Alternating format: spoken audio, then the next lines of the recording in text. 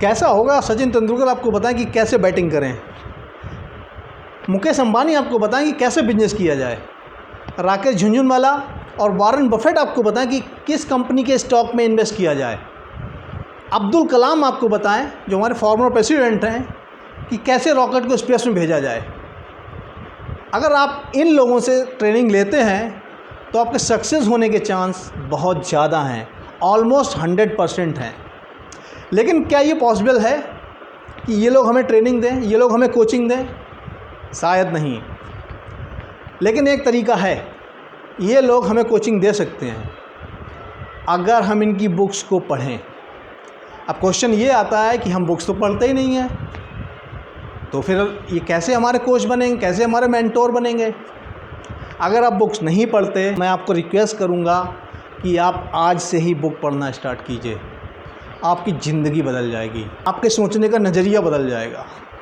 कहते हैं leaders are the readers, leaders are the readers. मतलब जितने भी लोग आज सक्सेसफुल हैं सब कहीं ना कहीं बुक्स पढ़ते हैं। हर इंसान ने कभी न कभी बुक्स पढ़ी और आज भी पढ़ रहे हैं, चाहे बिल गेट्स हों, वॉरेन बफेट हों, राकेश झुनझुनवाला हों, किसी भी सक्सेसफुल इंसान का आप नाम लीजिए और आप पाएंगे कि उसने बहुत सारी बुक्स पढ़ी हैं और आज भी पढ़ रहा है। तो बुक पढ़ना इतना ज़रूरी है हमारे लिए। अब क्वेश्चन ये आता है कि कौन सी बुक्स पढ़ें, ये तो हमें कुछ पता ही नहीं है। तो मैं आज आपको 5 ऐसी बुक्स बताने जा रहा हूँ जिनको पढ़ के आपकी ज़िंदगी ही बदल जाएगी। आपका ज़िंदगी के प्रति नज़रिया ही बदल जाएगा। आप सोचेंगे ज़िंदगी कितनी हसीन है, इतना कुछ है मेरे अंदर, इतनी काबिलियत है मेरे अंदर। आप अपने आप को पहचान पाएंगे, इस दुनिया को पहचान पाएंगे आप। तो जो पहली बुक है उसका नाम है think and grow rich by Napoleon Hill. ये बहुत इम्पॉर्टेंट बुक है। इस बुक को लिखने की कहानी बहुत ही दिलचस्प है। नेपोलियन हिल जो इस बुक के ऑथर हैं, डेल कार्नेगी का इंटरव्यू लेने गए। इंटरव्यू जो है सिर्फ कुछ घंटों के लिए डिसाइड हुआ था, लेकिन इंटरव्यू देने वाले को और इंटरव्यू लेने वाले को दोनों को इतना मज़ा आया कि ये इंटरव्यू 3 दिन तक चला। इंटरव्यू ख़त्म होने के बाद डेल कार्नेगी ने कहा, एक ऑफ़र दिया इनफैक्ट नेपोलियन हिल को, कि आप सक्सेसफुल लोगों से मिलिए, उनके इंटरव्यू का प्रबंध मैं करूंगा, मैं इंटरव्यू का अरेंजमेंट करूंगा, लेकिन इसके लिए आपको एक भी पैसा नहीं मिलेगा। आपको दुनिया के किसी भी कोने में जाना पड़ सकता है। क्या आप इसके लिए तैयार हैं? नेपोलियन हिल ने कुछ सेकंड के लिए सोचा और तुरंत ही हामी भर दी। उन्होंने उनका ऑफ़र एक्सेप्ट कर लिया। दोस्तों, नेपोलियन हिल ने 20 साल तक रिसर्च की, 500 से ज़्यादा सक्सेसफुल लोगों से मिले, उसके बाद उन्होंने ये बुक लिखी, थिंक एंड ग्रो रिच। तो इसमें उन्होंने 13 ऐसे प्रिंसिपल्स बताए हैं जिनको फॉलो करके आप सक्सेसफुल बन जाएंगे, अपनी ज़िंदगी में एक सफल इंसान बन जाएंगे। बहुत से ऐसे लोग हैं जो इस बुक को पढ़ के सक्सेसफुल बन गए, काफ़ी पैसा कमाया, बहुत रिच बन गए। तो इतनी इम्पॉर्टेंट बुक है। इसमें नेपोलियन हिल ने बहुत सारी चीज़ें बताई हैं। उन्होंने बताया कि आप अपना पहले गोल डिसाइड कीजिए, पॉजिटिव अफर्मेशन कीजिए, ये कुछ चीज़ें हैं। तो इस बुक को पढ़ के आपकी लाइफ बदल जाएगी, आपका ज़िंदगी के प्रति नज़रिया बदल जाएगा और आपको सक्सेस होने से दुनिया की कोई ताकत नहीं रोक सकती, मैं आपको गारंटी से कहता हूँ।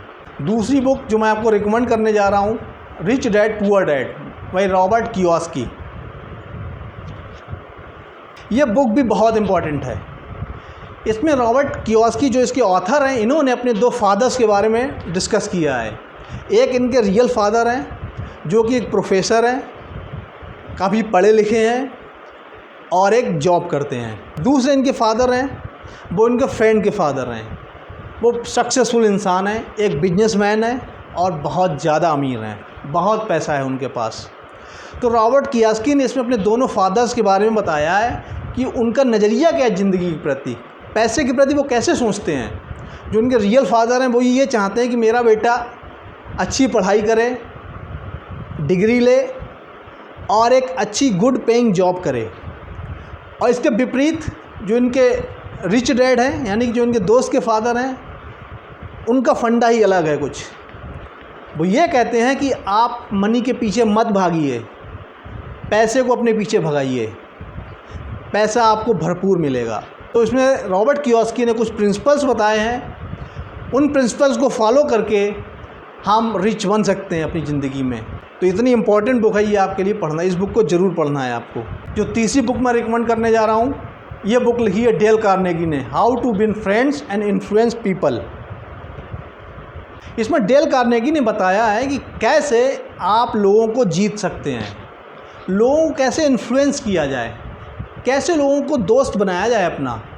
कहते हैं कि इस बुक को पढ़ के, इस बुक के प्रिंसिपल्स को फॉलो करके आप 2 महीने में उतने दोस्त बना लेंगे जितने आप 2 साल में नहीं बना सकते हैं। तो इतनी इम्पॉर्टेंट बुक है ये।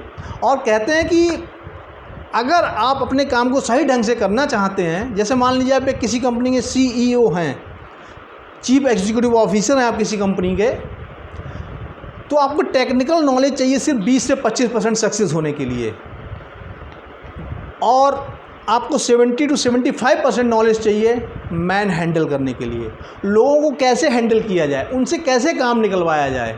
कहते हैं कि खुद काम करना आसान है, दूसरों से काम करवाना बहुत मुश्किल है। डेल कार्नेगी ने इस बुक में ये बताया है कि कैसे लोगों से काम निकलवाएं, कैसे लोगों के दिल को जीतें, कैसे उनको इन्फ्लुएंस करें, लोगों को अपना दोस्त बनाएं। चौथी बुक जो मैं आपको रिकमेंड करने जा रहा हूँ वो कोई और नहीं, क्रिकेट के भगवान सचिन तेंदुलकर हैं। Playing it my way, the autobiography of Sachin Tendulkar. Ramakant Achrekar sir ने सचिन की बैटिंग देख के उनको रिजेक्ट कर दिया, कहा इस लड़के में पोटेंशियल नहीं है क्रिकेटर बनने के लिए। लेकिन अजीत तेंदुलकर जानते थे कि सचिन ठीक ठाक बैटिंग कर लेता है, बुरा नहीं है। तो उन्होंने रमाकांत आचरेकर सर से रिक्वेस्ट करी कि सर प्लीज़ इसको एक और चांस दीजिए, ये नर्वस हो गया थोड़ा आपको देख के, ये इतना बुरा नहीं खेलता है। और एक और रिक्वेस्ट है आपसे कि अब आप ऐसे शो करना कि आप चले गए हैं ग्राउंड से। तो रमाकांत आचरेकर सर ने रिक्वेस्ट को एक्सेप्ट किया, सचिन को एक और मौका दिया और ऐसे दर्शाया कि वो ग्राउंड से चले गए हैं, जबकि वो पेड़ के पीछे छुप गए थे। वहाँ से सचिन की बैटिंग को वो देख रहे थे, और सचिन ने इस बार ऐसा खेला कि रमाकांत आचरेकर सर को उन्हें हाँ कहना ही पड़ा। सचिन ने बताया कि आप अपने सपनों के पीछे भागिए, वो सच होते हैं। तो सचिन ने ये भी बताया कि वर्ल्ड कप जीतने के लिए उनको 22 साल लग गए और 6 वर्ल्ड कप लग गए, तब उन्होंने अपना सपना पूरा किया। सचिन ने ये भी बताया कि जब उन्होंने अपने फादर को खो दिया था तो कितना मुश्किल था वो दौर, जब कीनिया के खिलाफ जाकर उन्होंने सेंचुरी लगाई थी वर्ल्ड कप में, उनकी माँ के कहने पे सिर्फ। उन्होंने अपनी बेटर हाफ अंजलि के बारे में भी बताया, कैसे अंजलि से वो मिले एयरपोर्ट पे, उसमें अंजलि ने क्या पहना हुआ था और कैसे उनकी लव स्टोरी आगे बढ़ी। क्या था सचिन में ऐसा कि वो भारत रत्न बन गए। स्पोर्ट्स कैटेगरी के लिए कोई जगह नहीं थी भारत रत्न देने के लिए, तो गवर्नमेंट ने क्यों चेंज किया एक क्रिकेटर के लिए, तो कुछ तो था इसके मतलब सचिन तेंदुलकर में। तो ये सब बातें आप जानेंगे सचिन की इस ऑटोबायोग्राफी में, प्लेइंग इट माई वे। 5वीं बुक जो मैं आपको रिकमेंड करने जा रहा हूँ, the 7 habits of highly effective people. इसके ऑथर हैं स्टीफन कोवे। इसमें ऑथर ने यह बताया है कि एक सक्सेसफुल इंसान में और एक ऑर्डिनरी इंसान में क्या अंतर है, एक इंसान सफल क्यों होता है, दूसरा इंसान असफल क्यों हो रहा है। तो वो हैबिट्स हैं। उन्होंने 7 ऐसी आदतों के बारे में बताया है कि अगर आप उनको अपनी ज़िंदगी में उतार लेंगे तो आपको भी सक्सेस होने से कोई रोक नहीं सकता है, आप भी सफलता पा सकते हैं अपनी ज़िंदगी में। तो इतनी इम्पॉर्टेंट है बुक आपके लिए। उन्होंने ये बताया है कि इसमें आपको फोकस अपना सर्कल ऑफ कंसर्न से हटा के सर्कल ऑफ इन्फ्लुएंस पे लाना है।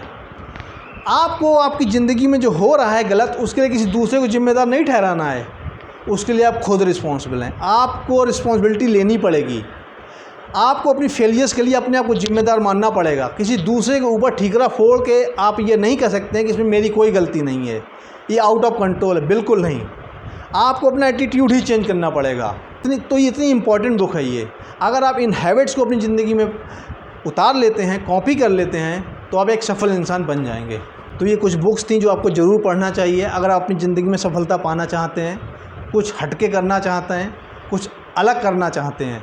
आप हमें कमेंट बताइएगा आपको सबसे अच्छी बुक कौन सी लगी और कैसे इसने आपकी ज़िंदगी को बदल दिया। तो आपको ये वीडियो कैसा लगा ये हमें ज़रूर बताइएगा। पसंद आया हो तो लोगों के साथ शेयर कीजिएगा।